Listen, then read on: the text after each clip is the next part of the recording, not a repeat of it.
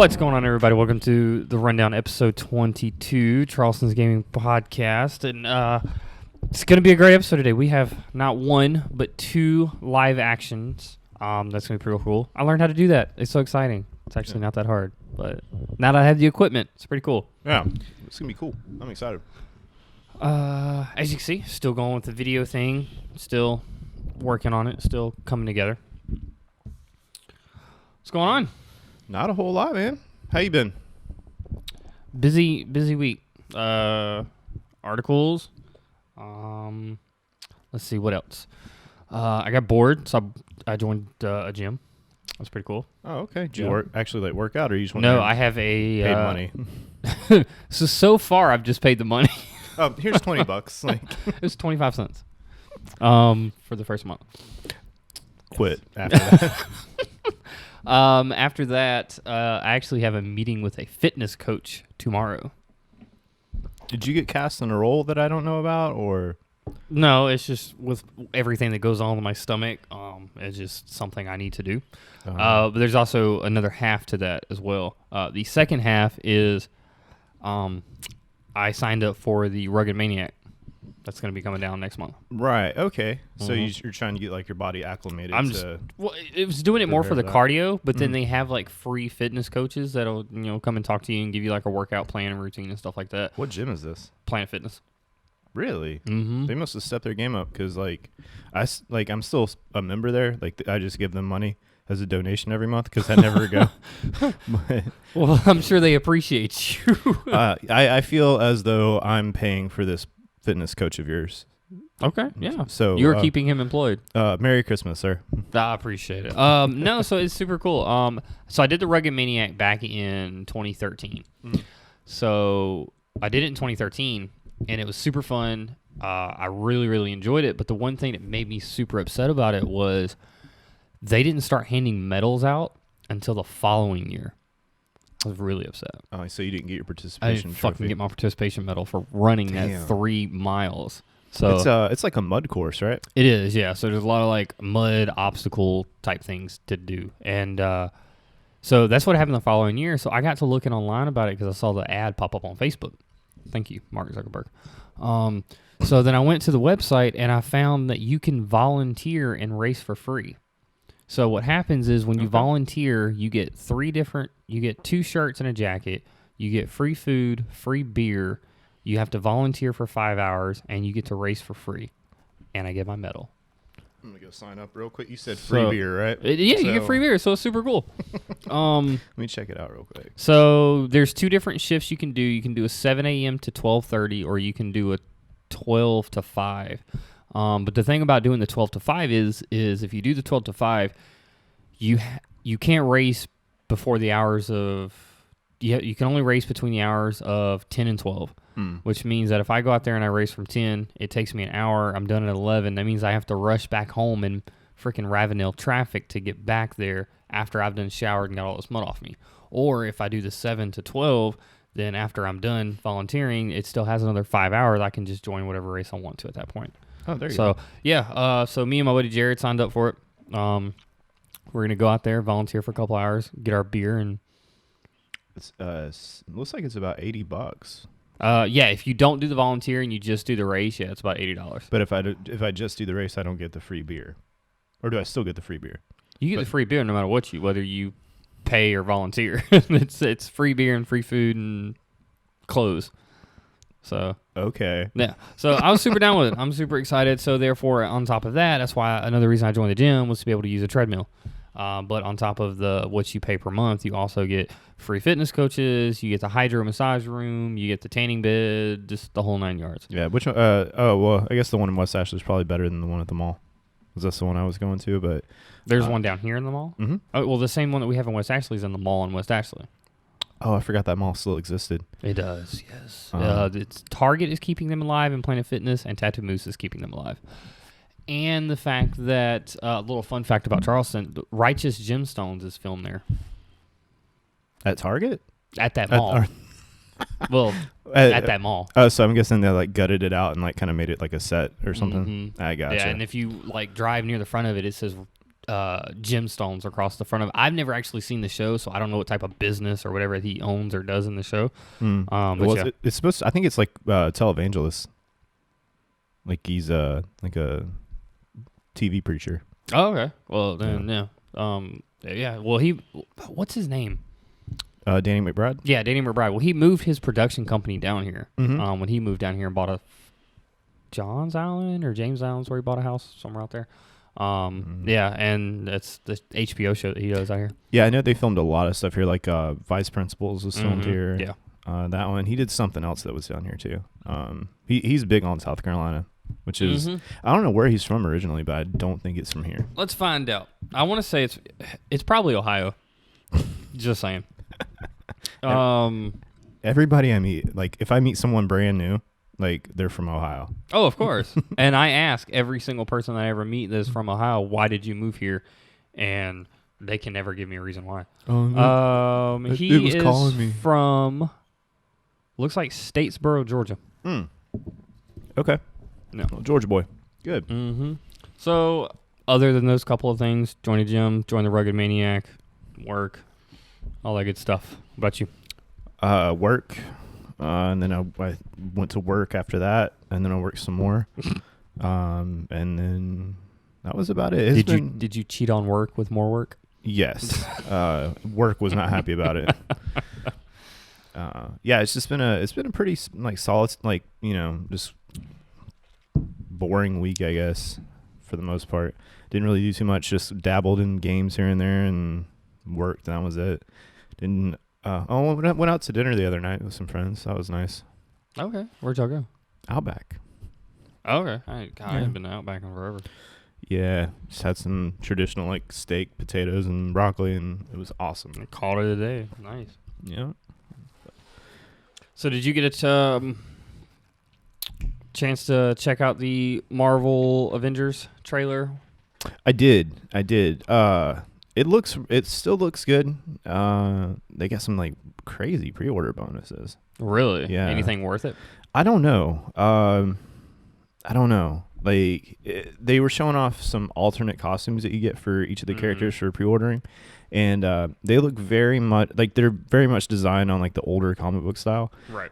So like stuff from the 70s and 60s, and got the original Hulk outfit in there, the original stealth black suit for Black Widow, the original Ironmonger suit for Iron Man, like some other stuff like that. But I mean, like, is it gonna be worth an $80 pre-order? I don't know. We'll see. I mean, this is one of the game, like my most anticipated game for this year, but I'm still cautious. I mean, you have every right to be.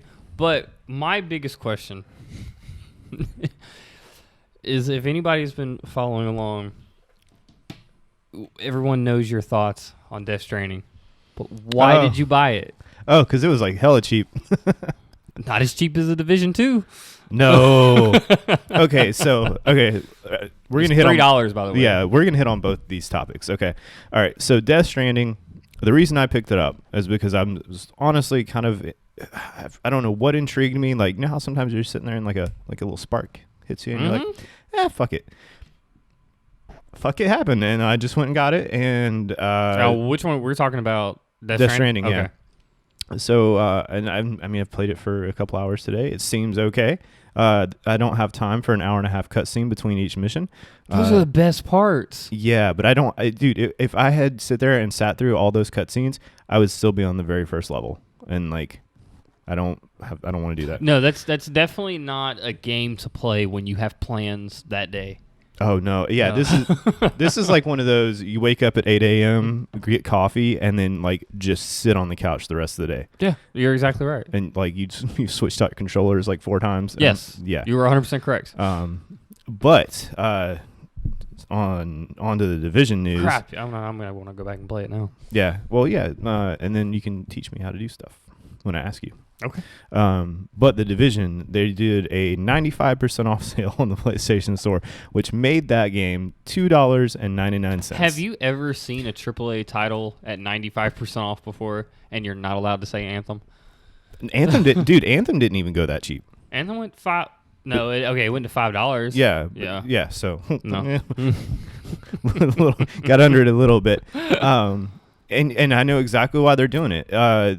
They've got the Warlords of New York promotion that's coming out March 3rd. And I've been skimming, checking out the PlayStation Store every day to see how I can buy it. And like, there's no option for it yet, so I don't know how they're doing it. But it's supposed to completely overhaul that game, which is super exciting because it's kind of like they've been calling it the Taken King for the Division. So they're just reworking like looting and crafting and like mechanics, and like there's a whole new loot pool. You're going back to New York. There's 4 different areas in New York to go to. There's more bosses and all kinds. Like, it's gonna be way cool. New skills, new specializations, all kinds of stuff. So I've never gotten re-hyped on a game as much as I have on this one. Like, I went back and started playing like Division 2 just to do shit to kind of get warmed back up to it. Like, it looks good. Yeah, no, I'm super excited. I'm definitely gonna need to go and download it or re-download it, excuse me, because I had done everything up until episode 3, part 3 came out or whatever. And then I've said it before, I have the Nathan Drake's Uncharted Blue PS4. But unfortunately, having that PS4, that still has the 500 gigabyte hard drive in it. So I'm still every now and then having to delete and re-download games. No, you just gotta get a external. I do, and it's just one of those things that I need to do. I just haven't done it yet. Yeah, I mean, you can get them for pretty cheap on Amazon. I think like $80, $100. I mean, for what it is, and it's the one I've got was I think 100. I don't know. I might go the SSD route. Like, oh yeah, it is super quick. Yeah. But I paid $100 and something for that one that I've got, and it's 5 terabytes. So you're good. You're golden for ever. Everything goes on that thing. Nothing stays on my PlayStation. So unless it's a disc. So. All right. Well, episode 22, PlayStation 5's major cost reportedly at around $450 per unit. Microsoft and Samsung partner up on Xbox cloud-based gaming, and Anthem is back in the news with the Anthem redesign cloud succeed if it coincides with the new consoles. But I think before we jump into any of that, I think we should go ahead and let's talk about some of these reactions. We'll go ahead and get that hooked up real quick. All right, which one are we doing first? How about we go ahead and kind of take a look at the new Batsuit. Okay. That's a relatively quick video, and I really want to get your thoughts on it. Yeah, because like I said, I think you've seen these, but I haven't seen these at all. So it's going to be weird talking into the mic, not be able to hear my voice. I know, it's like, what? It's not working. It's be a lot better when you get the TV.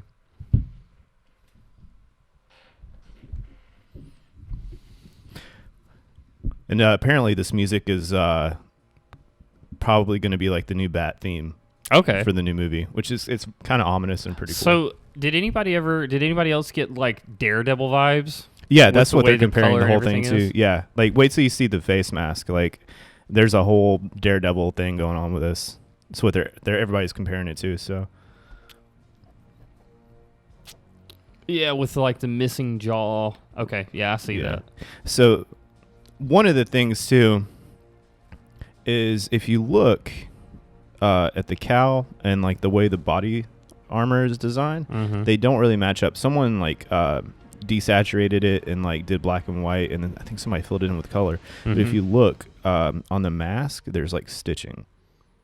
So like, it's like hand sewn or whatever. So like I don't know if like maybe the suit is the final design, but the cowl is still getting like they just put that on for the screen test, and like it's not done, or if it's like some sort of underworking or whatever. Right.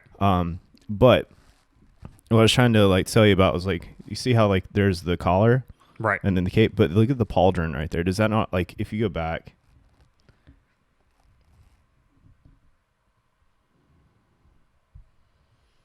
Oh, hang on. Does that not remind you of Arkham Knight? No, it does. Like, it's very tactician, armor plating type. I like it. I'm ready to see it in like full light and in color and in action. I know, and I know there's like a lot of cause for concern with Robert Pattinson playing the Batman. But hey, this isn't his first introduction into bats either. He was a vampire, so we're good. Oh yeah, no, okay. Well, I guess you're right on that. He's got some experience. Just hope he doesn't sparkle. That has went into production already?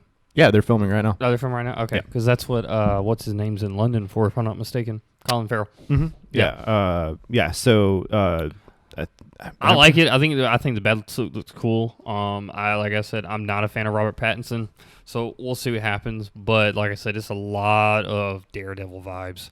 Yeah, very much so. I think that's just like the tease on the red lighting.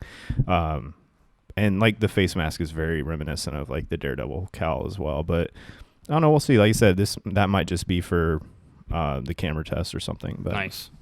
Yeah, we'll see. All right. And then my favorite, I want to go ahead and pull up the Stranger Things teaser trailer. That I had a chance to glimpse at it. I didn't really get a chance to watch the full thing. Oh.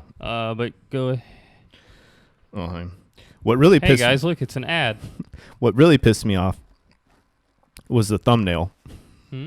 I mean, I saw the original teaser on Twitter, right? But the thumbnail on YouTube was that, like, it just had his face there. All right, starting it now.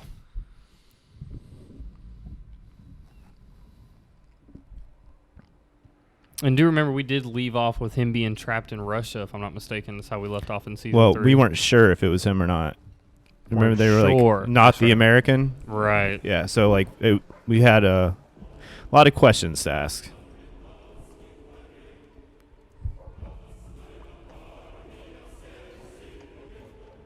What the hell are you building a railroad for?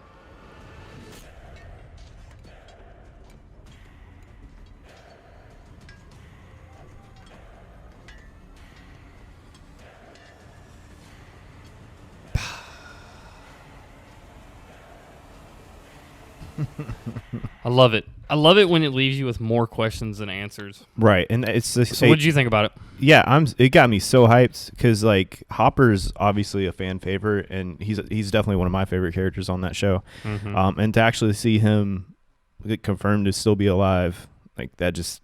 I like how his role's gotten like more important and just like more main focus as the show has progressed. Mm-hmm. Mm-hmm. And that's one thing I love about shows like Stranger Things or, you know, just anything that has a really big cast in general. I love big cast, lots of people. So lots more people means a lot more character development. Right.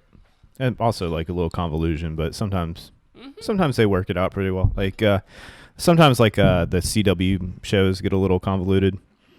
Oh, with like Crisis and things like that. Yeah. Like so you sit there trying to keep up with what each character's got going on, and it just kind of becomes a little bit more of a task than an enjoyment.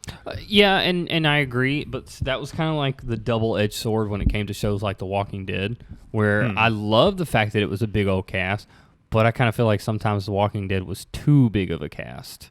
Oh, yeah, there was a lot going on. Right. Especially like season 2, whenever they went to the farm, and then like Maggie and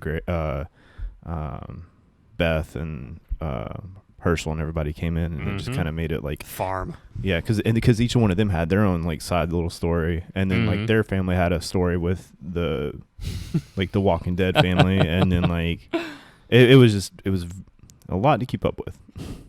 All right, let's get into some gaming news. Number 1, PS5 manufacturing costs reportedly at around $450 per unit by Adam Bankhurst over at IGN. Scarce components have caused manufacturing costs of the PlayStation 5 to rise to around $450 per unit, forcing a difficult price-setting decision in its battle with Microsoft. As reported by Bloomberg, these high costs have caused Sony to take a wait-and-see approach with PS5's price, which is different from the past console launches, as Sony usually sets the price the February of the release year, with mass production starting in the spring.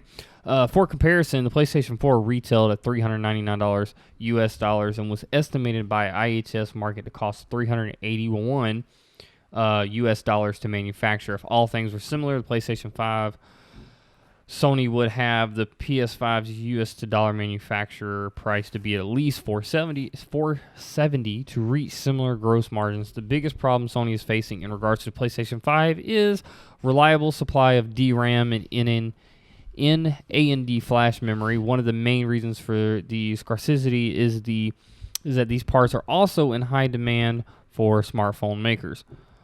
It's not unusual for consoles to be sold at a near loss, as the games themselves and subscription servers more than make up for it. However, sources claim that Sony is split on whether it should sell the console at a loss if necessary to match the Xbox Series X, or find a way to make the PS5 more profitable as it is. While the price may not be set, for most PS5 components have been locked down, including the cooling system, which is unusually expensive at a few dollars per unit. Most cooling units for consoles cost less than $1, but Sony opted to lavish more on making sure heat dissipate. Edit.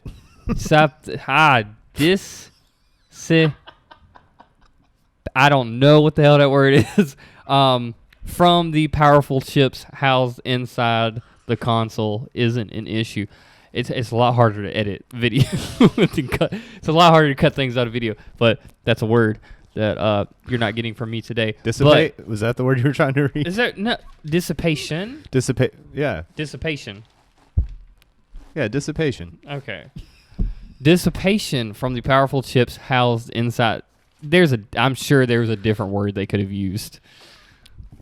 But back in the day, there was this show called Reading Rainbow.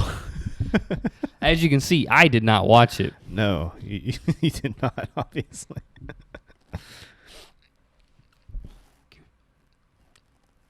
Hold on just one second, because we're going to look at the definition of dissipation. No, dissipation. A descent into drunkenness and sexual what the fuck? That's what it says. I don't. Hang on. A squandering of money, energy, or resources. So the second definition makes a lot more sense into the topic that we're talking about. The first one's like the Urban Dictionary version of it. So technically, they could have used the word squandering. Making sure heat squandering from the powerful chips housed inside the console isn't an issue. See? A lot better. There you go. But pointing to all of this, you made a comment earlier today about, we were talking about your PS4, about hoping that that's one of the biggest things that you hope they solve, is not hearing it sound like there's a jet inside your house. Dude, yeah, it sounds like my PlayStation is getting ready to take the fuck off. Mm-hmm. Like, I don't know what they're gonna have to do, because I know like they're opting for, like, I think more fans or a bigger fan or something. Mm-hmm. So hopefully they can get some like quieter ones or something, because that's just annoying as hell. You know, I'm actually surprised that this is the reason that this is the issue with scarce components. If I would have had to take a guess, I would have said that it would have had a lot more to do with like the coronavirus going on that's caused maybe like delays or pricing or getting parts from certain, companies in certain regions of China. But then even on top of that, like the AirPod Pros, the AirPod Pros are on back order specifically because the warehouse in China that makes them has had to stop because of the coronavirus. Oh, dude, did you see the news this week? Maybe. What's up? The people in China that that had coronavirus, mm-hmm. they were going through and welding their doors shut. Yeah. Fucking it's a little inhumane though. A little bit, yeah. Because like they were saying that kids were starving to death because the parents couldn't go out and go to the grocery store and get food. Because it's all within that. It's Chernobyl all over again. Yeah, I mean not as bad, but yeah. No, I do. I see the console coming out at $499. I think they're gonna, if anything, they'll make an $18, $19 little profit off of it, just like they did with the PS4, and they're gonna rely on companies like Naughty Dog and Insomniac and Rockstar and subscription services and cloud gaming to help make a profit. Oh, that's what I'm calling, anyways. Yeah, they're gonna make a killing on it. This is the most hyped console race in a long time. When do you see us getting a look at it? Good Do you question. think it'll be March? No. I think maybe when's the PlayStation's event? I think it's May. Probably. I want to say it's like April, May. I want to say probably then. No. Since they're not obviously going to E3. Maybe PAX. I don't know, but that's. I don't know. I think if anything, we'll get more. Right, that's a Hail Mary. I think if anything, we'll get more information from it, though. Oh yeah, I mean, just give us something. Shit. I mean, cool. Like we got the logo tease a couple weeks ago, or not the tease, but like an official. Like we already knew what it was going to be called. We added a 5. Yeah. Number 2, Disney wants developers to reimagine its IP for video games by James Batchelor over at GameIndustry.biz. Disney is seeking more partnership with game developers and publishers following the success of Marvel Spider-Man and Star Wars Jedi Fallen Order. Speaking at the 2020 DICE Summit, the company's senior VP for Games and Interactive Experiences, Sean Shopto, reiterated that Disney's focus when it comes to the game industry in its licensing out is its IPs. According to The Hollywood Reporter, Shoptaw told developers his role is to empower you to do really unique things with our catalog, adding, "We want to tap into the power of creativeness across the industry." He offered the two aforementioned titles as 2 examples of freedom game makers could have when working with Disney's owned IP, which includes Star Wars, Marvel, and now various 20th Century Fox property. Marvel's Spider-Man, by which Insomniac Games has sold over 13 million copies and is the fast-selling first-party title in PlayStation history, shifting 3.3 million units in the first 3 days. The game reinvents Spider-Man, and many of his enemies have even crossed over with the comics and Sony's into the Spider-Verse movie. The more recent Jedi Fallen Order was one of the biggest selling games of last year's and is expected to soon reach 10 million copies sold. It was developed as part of an exclusive publishing deal with EA and tells the original story set after the prequel trilogy. In both cases, Shopto told an important aspect of the project was the original storytelling and developers reimagining established Disney-owned characters and settings. What'd you think? You're the big Disney buff. It could be interesting. I don't. I mean, like, what would you want to see as far as a Disney property? Let me tell you what my mind goes to when I read this story. The only thing that I can think about is them doing video games like a Lion King or Aladdin or whoever, and them being like AAA titles, like Last of Us and Red Dead Redemption 2 storytelling. That's all I can think about. Yeah, but I mean, like, how many side quests can you put Simba on? Like,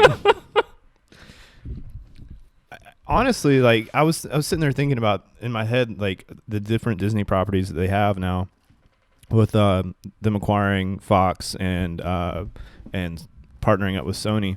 I mean, there's so many like options they have now, but it seems like even like no matter what option you pick, there's a version of it already. Like, not necessarily like say you do Indiana, like, oh, I want Indiana Jones, like that would be awesome. Okay, well, you have 4 Uncharted games and 3 Tomb Raider games, right? I mean, there's obviously like different stories, but it's the same concept. Like, it's a explorer. Just think of like thing. a badass AAA Little Mermaid, like. It's hard to think of that. Right. But that's all I can think about when it comes from, Disney wanting to work more with. I don't know. It'd be super funny. Like you said, how many side quests can you send Flounder on? Right. I mean, we could like, what if, what if you could like switch in between characters and stuff? And like you could use like, let's say if you did Little Mermaid, you have like Ariel and Flounder and Sebastian, and you can like switch in between characters, like in like Syndicate or something like that. Isn't Snow White owned by Disney? Yeah. Yeah. So there you go. You can switch between all the little dwarves. I mean, it's man, I don't know, dude. Like, I think Disney's just a little bit too hype for how good Fallen Order and Spider-Man did. Like, they're just like, oh shit, we own them. Like, that's us. That's us. That's right. I mean, that's how I would feel too. I mean, yeah, but like, I don't know, man. Like, just calm down. Like, I think, and no, I agree with that. Now that you say that, I think they might be just a little too hyped and a little bit too little bit too excited. I mean, they want their finger on the pulse of Everything. They are definitely becoming more of a monopoly. Yeah, for sure. Number 3, The Last of Us 2 public demo will be at PAX East this month. When you sent me this article, I saw like The Last of Us 2 public demo. I didn't see at PAX East. I didn't see at Boston. I just saw that. And I'm like, oh, shit, I'm going to be able to play it. Fuck yeah. And I'm going to record it, and we're going to put live action, and I'm going to cry like a little bitch. And then it's found out it's at fucking Boston. I was so mad. And then he sat at home and cried like a little bitch without any gameplay. I had to finish work first, but then, yeah. Naughty Dog returns to Boston where it all began. The Last of Us Part 2 is one of 2020's most anticipated games. I'm sorry, it is the most anticipated game of 2020. And you have an opportunity to play it ahead of the release in May. Developer Naughty Dog has announced that the long-awaited PlayStation 4 exclusive will be playable to the public for the first time during PAX East in Boston later this month. As you may recall, Ellie and Joel began their adventure in the fictional post-apocalyptic Boston in the original Last of Us, so this is a sort of homecoming for the franchise. Additionally, the first public hands-on for the original Last of Us was held during PAX East in Boston of 2013. We thought it would only be fitting to return to the city that started it all to give the fans the first ever public hands-on with The Last of Us Part 2. Naughty Dog said PAX East attendees can line up or book an appointment to play a slice of The Last of Us Part 2 called Patrol. This is an early section of the game during which Ellie and Dina, a new character voiced and performed by Westworld's Shannon Woodward, leave Jackson to find and eradicate the infected. The demo contains about 1 hour of gameplay. Tickets are still available for PAX East, and you can visit the event's official website to learn more. You can book an appointment to play the demo through the Experience PlayStation mobile app for iOS and Android. PAX East runs February 27th through March 1st, and The Last of Us Part 2 demo will be available each day. I think it's cool. Well, but damn, I'm jealous. I know, but at least you'll get to like watch gameplay. Mm-hmm. You know, yeah. And that'll be cool for like we can still do a live reaction to that because that'll be right. No, shown. And I completely agree, and I definitely want to kind of have just like maybe a little 30-minute teaser or just whatever of gameplay that's out there. But I kind of already know what to expect from gameplay. It's not really too much is going to change from the first one. It's just that story between the two of them. They are a great partnership, and I'm just super ready for The Last of Us. 7 years it's been since this game came out. I didn't even know it had been that long. That's crazy. All right, number 4. The Anthem redesign could succeed if it coincides with the new console launches. By Tyler Treese at Escapist Magazine. BioWare General Manager Casey Hudson announced earlier this week that the rumors were true and that the decorated role-playing game studio was working on an overhaul of Anthem while specific changes weren't given.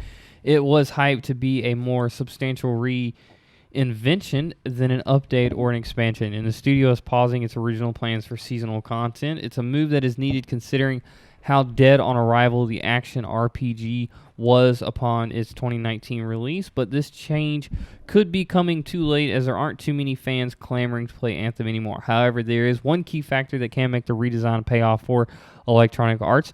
The upcoming console launches for the PlayStation 5 and Xbox Series X later this year. It's easy to wonder why BioWare is even bothering with trying to fix a game that is currently sold in bargain bins, but the logic is easy to understand when all was riding on Anthem's success.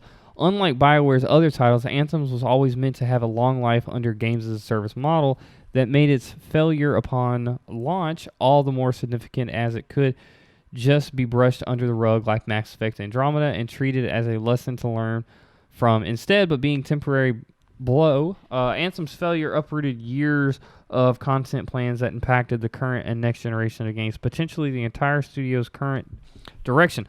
Even though it has become unlikely that this will become BioWare's destiny at this point, it makes sense that EA and the studio want to salvage what they can, even at a great financial or labor cost. They just won't give up. They will not give up on this game. Yeah. I mean, people might come back. All Anthem fans wanted was a game that was fun to play, had good loot, a good story, and it was fun to play. Like, the mechanics were cool. Like, as far as flying. The mechanics were cool.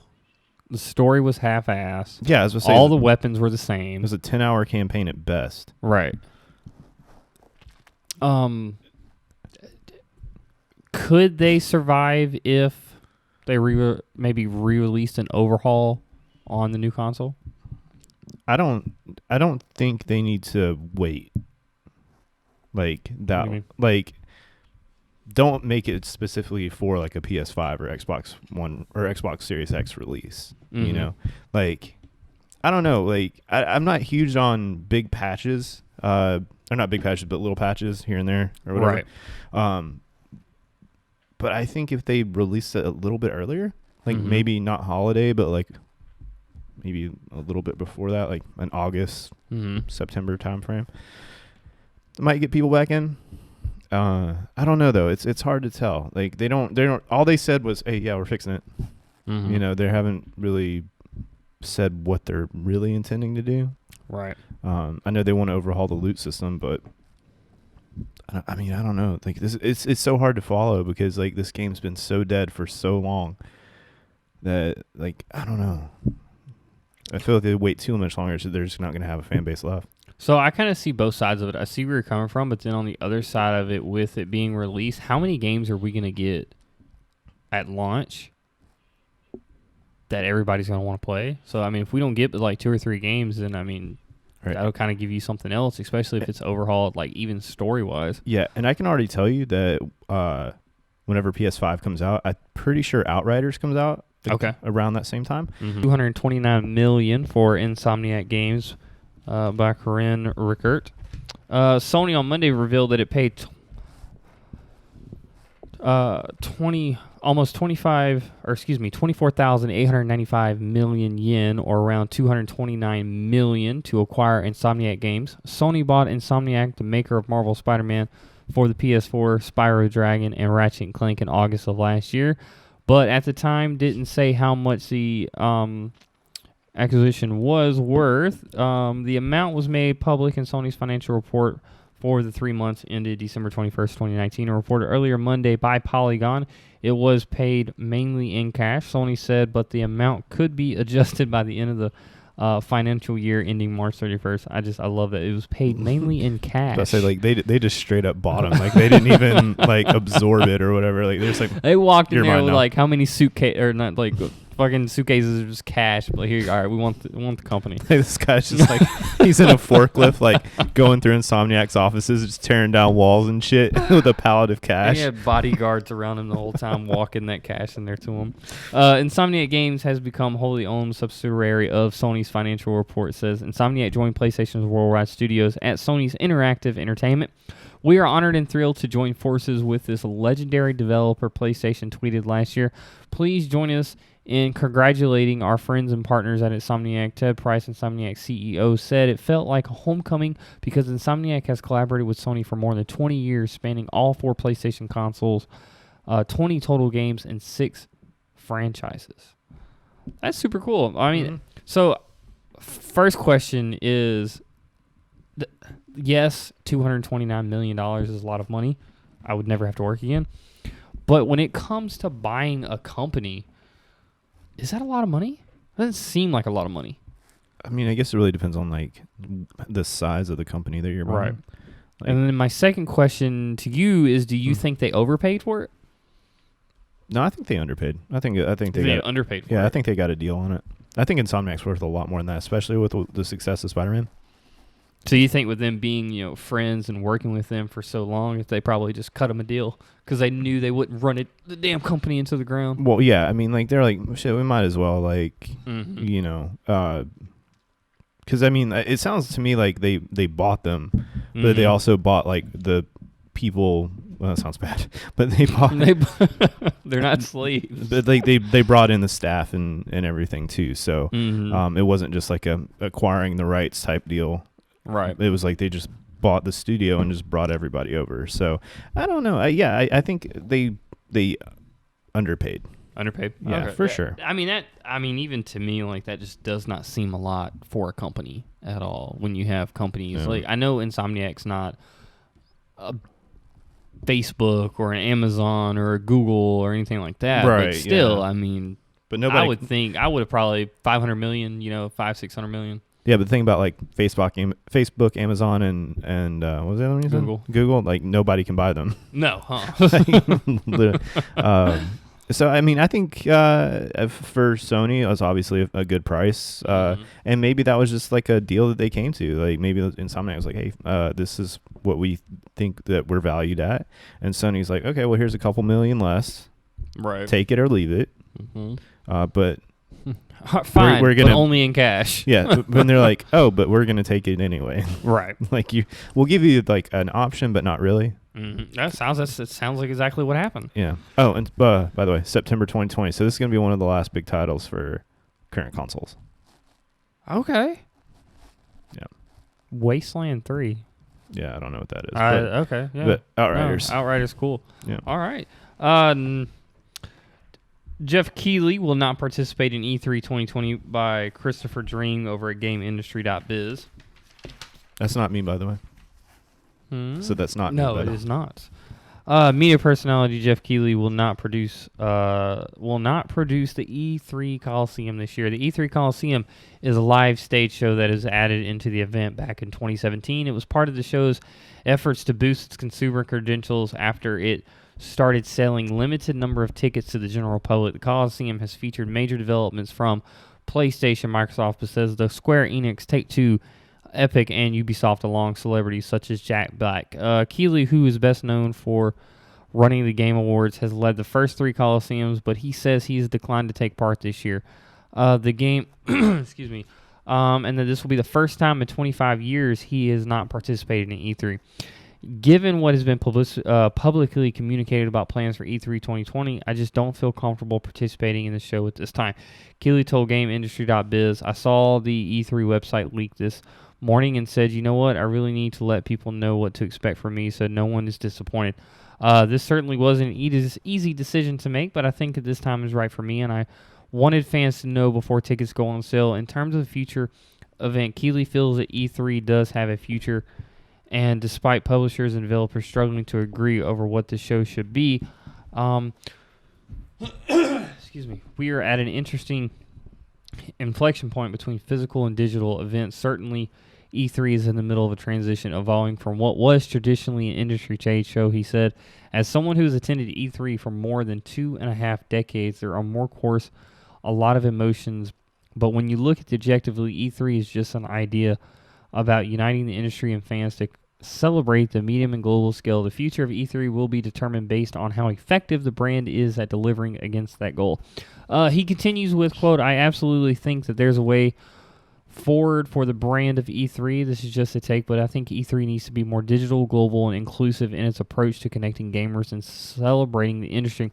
It's not really about who buys a booth and on the show floor. Anyone participated in the game festival on Steam around the Game Awards probably has a pretty good sense of my vision on how we bring the world together around games. Keighley added that he will be supporting the industry in other ways this year. Dun dun dun. It's like nobody wants to go there anymore. How dead is E3 now? It's almost pointless. It is, because a bunch of grown-ass adults can't figure out how to damn run a game show or a game. And it used to be such a big deal. I used to look forward to E3 every year, and now it's just like... I'm looking forward to E3 on different reasons this year, as far as the gaming developers and publishers of what they're going to release, whether it's Square Enix, Take-Two, Ubisoft, Bethesda, whoever's going to make a fool of themselves that year. But now I can't even look forward to the brand that I stand beside, which is Sony, or if you're a Microsoft person, or who you stand beside or whatever, because, they're just, half of them are backing out and doing their own thing. Yep. It's just like E3 is just that middle ground between PAX and Gamescom to me. Like, obviously each developer, whether they're at all of them or just a couple of them, and then some of them show different things here, different things there. It's just like, I can just, obviously we're not going to go to one of these, just not yet, right? Not anytime soon. Yeah, but we can still watch it on YouTube. So, I don't know. It's almost, they're all useless to me. Just have one big one. Shit, get it over with. Yeah, no, you're right, and essentially that's what it should be, but they can't agree. Yeah. I mean, like, what's the difference between, like, let's say, say Square Enix shows off Marvel's Avengers at PAX, right? And they show a mission where you play as Thor. Okay. And then E3 happens. Square Enix is there with Marvel's Avengers, and they show off a mission with Thor. And then games, so like if it's like a continuous thing and they don't show anything different, what's the matter? So it's almost pointless for these people to go to these game conventions anyway. Because a lot of times they just release them online anyway. So no, you're right. Yeah. I mean, if I lived closer, I mean, I definitely would. But yeah, well, I mean, nowadays they're making it. Last year, this year is the first year they're making it like available for public. But it used to, you had to have a media pass for all that shit. And now, and that's what he was talking about earlier. And it was that, in terms of the future of the event, Keighley feels that E3 does not have a future, despite publishers and developers struggling over to agree what the show should be.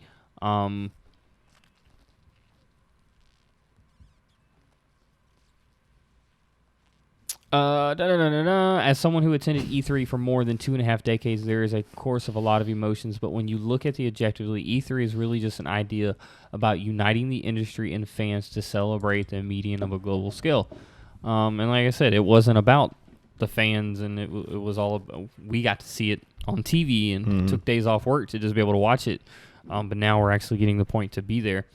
So I don't know. There's a lot of trouble this year and last year with, I think we covered a story not too long ago back about, is it really worth going to these conventions and then standing in line for 4 or 5 hours, through the whole entire event to just play one game? Yeah, it's not. I mean, just be patient. You're getting the game. Don't you'll eventually get it. Don't worry. All right, number 8. And Untitled Goose Game wins Game of the Year, a feat the developers thought was impossible, by Charlie Hall over at Polygon. Untitled Goose Game has already had its moments in the sun during the Game Awards in December, but that awful little bird was back at it again this week, winning Game of the Year, among other honors, at the 2020 DICE Awards. It's a remarkable feat for a tiny team in Melbourne, Australia, based House. That's what it says, Base House, which is unable to attend the awards in person. This was such an incredible, surreal honor. The studio said in a tweet, adding that it was a challenge even recording the acceptance speech on video because it was impossible to imagine actually winning. The contenders for the top prize this year were Remedy's Entertainment's Control, Kojima's Productions' Death Stranding, and Disco Asylum and Mobius Digital Games' Outer Wilds. Even more remarkable is the fact that all of the previous Game of the Year winners in the DICE Awards 23-year history are games from big-name publishers for such a small self-publishing title to earn the honor from the industry's biggest bodies from a group from its peers, and memberships consist of the game developers and other people in the industry is quite an anomaly. Before we get into it, I'm just going to go over some of the awards here that we're giving out. Game of the Year, Untitled Goose Game. Outstanding Achievement for an Independent Game, Untitled Goose Game. Outstanding Achievement in Audio Design, Death Stranding. Keep that in mind when you're... Not going to lie, the audio in that game, like some of the music is actually pretty great. Yeah. Not to cut you off, but I did notice, like, when you're, like, walking, it kind of pans out and, like, starts playing some ominous Right, soundtrack. like, it's actually super good. I actually really like it. Action Game of the Year, Control. Adventure Game of the Year, Star Wars Jedi Fallen Order. Family Game of the Year, Super Mario Maker 2. Fighting Game of the Year, Mortal Kombat 11. Immersive Reality Game of the Year, Pistol Whip. Immersive Reality Technical Achievement, Blood and Truth. Online Game of the Year, Apex Legends. Super excited about that one.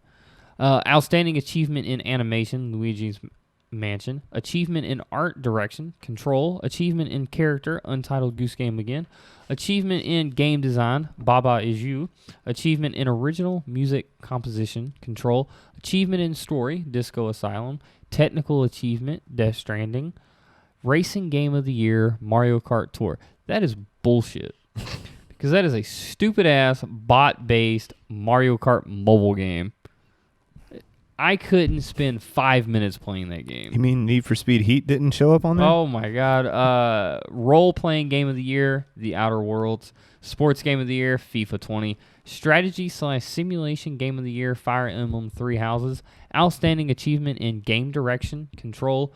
Portable game of the year, Wild Hearts. I think that's amazing for a indie-based company to come out and win game of the year. For I'm not gonna lie, I never played the game. It looks funny. Yeah. You know, you're a goose that pisses people off. You know, what's more fun than that? Nothing. Absolutely nothing. No, I think that's super amazing. So I guess that question now just leaves.